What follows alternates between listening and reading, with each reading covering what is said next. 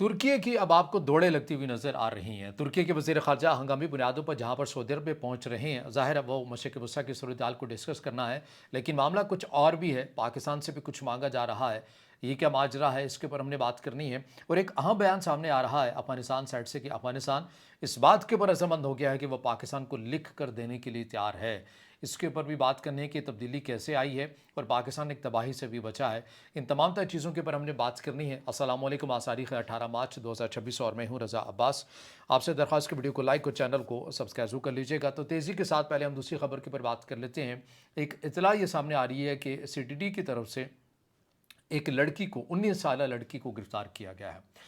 ये कौन सी लड़की, इससे मुतालिक क्या डिटेल सामने आ रही है? बताया ये जा रहा है कि लड़की जो है ये वज़ीरिस्तान की रिहायशी थी और इसको वहाँ पर बदअमनी के वाक़यात से मुतालिक कोई बड़ा मनसूबा बनाया जा रहा था, जिसके लिए इस लड़की को इस्तेमाल करना था। इस लड़की ने भी सीटीडी को एक एतराफ़ी बयान भी दिया है। उस एतराफ़ी बयान के मुताबिक बताया ये जा रहा है कि इस लड़की का कहना है कि उसके शौहर ने कलअदम टीटीपी के हाथों इसको 50,000 रुपये इवज़ जो है इसके बेच दिया था और फिर कलअदम टीटीपी की तरफ से इस लड़की को अपनी कस्टडी में रखा गया और उसकी ब्रेन वाशिंग की गई, उसकी जहन साजी की गई और पाकिस्तान के अंदर कहीं ना कहीं सिक्योरिटी फोर्सेस के ऊपर या फिर एक अवामी सतह के ऊपर इसने जाकर अपने मज़मूम इरादे की तकमील करना थी। लेकिन वक्त से पहले ही सीटीडी को ये किसी हद तक मालूमात मिल गई और इंटेलिजेंस मालूमात की बुनियाद के ऊपर इस पूरे नेटवर्क को गिरफ्तार कर लिया गया है। कुछ नक्शे भी बरामद हुए हैं, असलहा भी बरामद हुआ है, एक टैबलेट इस बरामद किया गया है, मोबाइल डिवाइसेस इससे कब्जे में ली गई हैं और सीटीडी की तरफ से, उनके हुकाम की तरफ से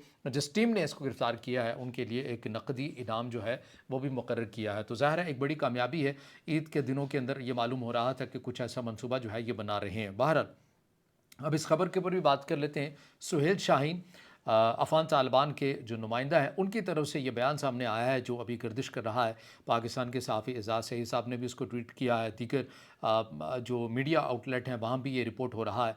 उनकी तरफ से कहा गया है कि हम पाकिस्तान को लिख कर ये ज़मानत देने के लिए तैयार हैं कि अब अफ़गानिस्तान की जो सरज़मीन है वो पाकिस्तान के ख़िलाफ़ इस्तेमाल नहीं होने देंगे। ज़ाहिर है ये बहुत बड़ा बयान है और पाकिस्तान यही तो गारंटी मांग रहा था कि आप हमें लिख कर दे दीजिए कि आपकी जो सरज़मीन है वो हमारे ख़िलाफ़ इस्तेमाल नहीं होगी।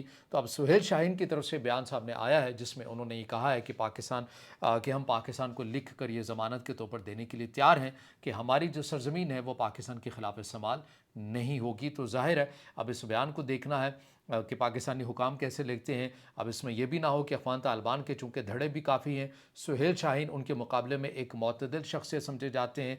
वो कोशिश करते हैं कि मामला जो हैं वो अफ़हाम व तफ़हीम से हल हो जाएँ।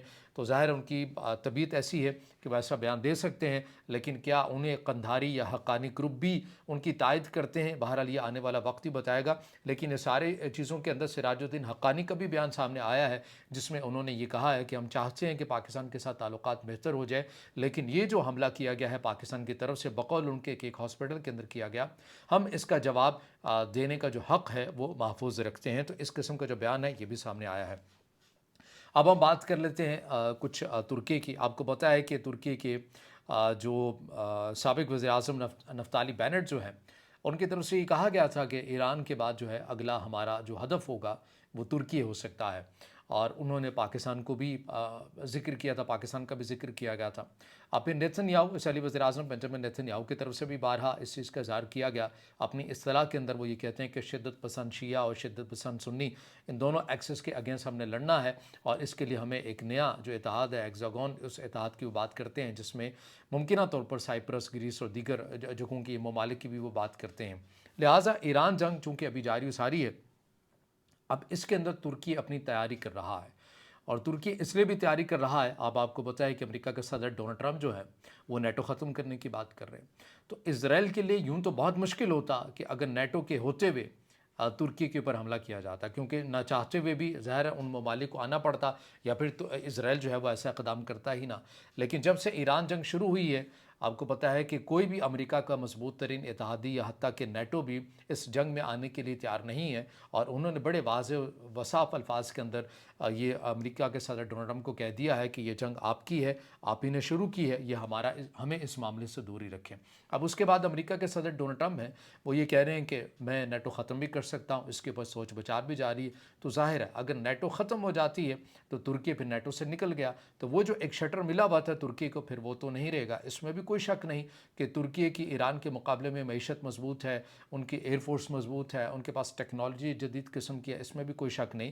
لیکن اگین فارمولہ تو یہاں بھی وہی ہے نا کہ ترکی کے آس پاس والے جو ممالک ہیں، جب وہی اتحاد بن کر ترکی کے اوپر حملہ آور ہوں گے تو پھر نقشہ تو بدل سکتا ہے، جس میں اسرائیل کے جو تعلقات ہیں وہ گریس کے ساتھ بہت اچھے ہیں، سائپرس کے ساتھ بہت اچھے ہیں، اسرائیل اس کے اندر خود ہے۔ پھر اسی معاملے کے اندر وہ انڈیا کے ساتھ بھی اپنے تعلقات کو وہ بناتے ہیں، کیونکہ انڈیا بھی ترکی کو کچھ اچھا خاص پسند نہیں کرتا ہے، کیونکہ وہ سمجھتا ہے کہ اس مئی کی جنگ کے اندر ترکی نے پاکستان کے ساتھ اپنا کردار ادا کیا تھا، تو اس کی وجہ سے تو ایک ایسا اتحاد آپ کو بنتا ہوا نظر آتا ہے جو اب ترکی کے آس پاس بنتا ہوا نظر آتا ہے۔ تو ترکی اب اس چیز کی تیاری کر رہا ہے کہ نیٹو اگر نہیں رہی تو مجھے پلان بی کی طرف جانا ہے، مجھے بھی ایسے کسی سیکیورٹی اتحاد کی طرف جانا ہے۔ اس کے لیے انہوں نے پہلے کوشش یہ کی کہ جو سعودی عرب اور پاکستان کا جو دفاعی معاہدہ ہوا ہے اسی کے اندر شامل ہو جائے، لیکن سعودی عرب اس کے اوپر مان نہیں رہا۔ سعودی عرب اور ترکی کے نظریاتی طور پر اختلافات ہیں، خلافت عثمانیہ والے معاملے کو لے کر وہ ابھی تک چلتے ہوئے نظر آتے ہیں۔ ظاہری طور کے اوپر آپ کو بے شک دونوں ممالک کے حکمران ٹھیک ٹھاک ملے، لیکن ان کے نظریاتی اختلافات اچھے خاصے آج بھی موجود ہیں۔ لہٰذا سعودی عرب اس بات کے اوپر ابھی تک رضامند نہیں ہو رہا کہ انہیں بھی اسی ایگریمنٹ کے اندر شامل کیا جا سکے۔ پاکستان نے بھی پہلے اس معاملے کے اوپر کنونس کرنے کی کوشش کی، لیکن سعودی عرب تاحال اب اس بات کو ماننے کے لیے تیار نہیں ہے۔ لیکن سعودی عرب نے البتہ یہ ضرور کہا کہ اگر علیحدہ سے کوئی پاکستان کے ساتھ ترکی نے اتحاد کرنا ہے تو اس کے اندر سعودی عرب کو کوئی اعتراض نہیں ہوگا، لیکن اس اتحاد کے اندر یا جس نوعیت کا اتحاد سعودی عرب اور پاکستان کا ہے اس کے اندر شاید ترکی کو شامل نہ کیا جا سکے۔ لیکن ابھی ترکی جو ہے وہ اسی بات کے اوپر لگا ہوا ہے، کوششیں کر رہا ہے کہ ترکی کو بھی اس اتحاد کے اندر شامل کیا جا سکے۔ اب اس ساری سچویشن کے اندر جو پاکستان کا کردار ہے وہ بڑی اہمیت کا حامل ہو رہا ہے، وہ اس لیے کہ پاکستان ابھی ایران کے معاملے پہ دیکھیں تو سفارتی سطح سے آگے نہیں بڑھ رہا، اخلاقی لحاظ سے وہ آگے نہیں بڑھ رہا۔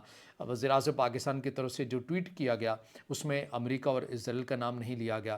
پھر جب مسعود پزشکیان جو کہ ایران کے صدر ہیں ان کے ساتھ ٹیلی فونک گفتگو کی گئی تو اس میں پاکستان کے قیادت کی طرف سے امریکہ اور اسرائیل کا باقاعدہ طور کے پر نام لیا گیا، جس میں وزارت جو آپ کی دفتر خارجہ ہے انہوں نے بیان بھی جاری کیا کہ وزیر اعظم پاکستان کی طرف سے ان الفاظ کا استعمال کیا گیا کہ امریکہ کا نام لے کر مذمت کی گئی۔ بہرحال اب پاکستان محتاط ہو کے کیوں چلتا ہے؟ اقوام متحدہ میں ایران پر ہونے والے جو حملے ہیں ان کی مخالفت کی پاکستان محتاط ہو کر اس لیے چلتا ہے کیونکہ پاکستان کی ڈیفینیشن ہے، یہ اصول پاکستان نے بنایا ہوا ہے کہ 24-25 کروڑ ملک کے عوام کا یہ ملک ہے، اور اس کے اندر اگر ہم امریکہ کی مخالف جائیں گے جس نے آج تک اپنا مالیاتی نظام بنایا ہوا ہے تو امریکہ ہمارے پر پابندیاں لگا دے گا، معاشی پابندیاں لگا دے گا، تو ہم کسی پرائی جنگ کے اندر جا کر اپنا یہ جو نقصان ہے یہ نہیں کروا سکتے۔